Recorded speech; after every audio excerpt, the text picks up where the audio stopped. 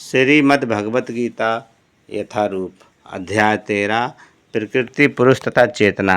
श्लोक 13.34 क्षेत्र क्षेत्रज्ञ योर एवं अंतरम ज्ञान चक्षुषा भूत प्रकृति मोक्षम चा ए विदुर यान्ति ते परम।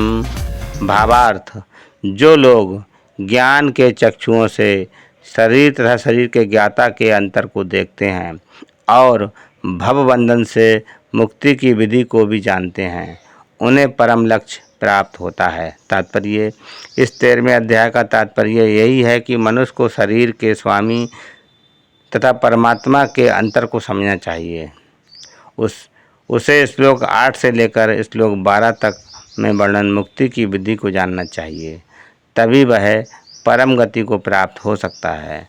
श्रद्धालु को चाहिए कि सर्वप्रथम वह ईश्वर का श्रवण करने के लिए सत्संगति करे और धीरे धीरे प्रबुद्ध बने। यदि गुरु स्वीकार कर लिया जाए तो पदार्थ तथा आत्मा के अंतर को समझा जा सकता है और वही अग्रिम आत्म साक्षात्कार के लिए शुभारंभ बन जाता है। गुरु अनेक प्रकार के उपदेशों से अपने शिष्यों को देहात्म बुद्धि से मुक्ति होने की शिक्षा देता है। उदाहरणार्थ, भगवत गीता में कृष्ण अर्जुन को भौतिक बातों से मुक्त होने के लिए शिक्षा देते हैं। मनुष्य ये तो समझ सकता है कि ये शरीर पदार्थ है और इसे 24 तत्वों में विश्लेषित किया जा सकता है। शरीर स्थूल अभिव्यक्ति है और मन तथा मनोवैज्ञानिक प्रभाव सूक्ष्म अभिव्यक्ति हैं।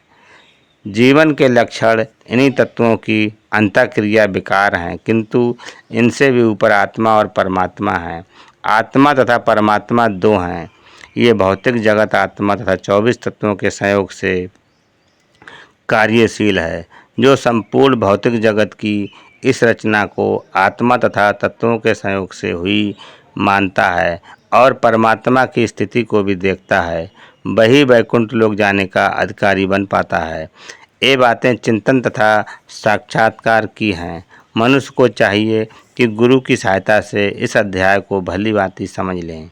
इस प्रकार भगवत गीता के 13वें अध्याय प्रकृति पुरुष तथा चेतना का भक्ति वेदांत तात्पर्य पूर्ण हुआ। हरे कृष्णा।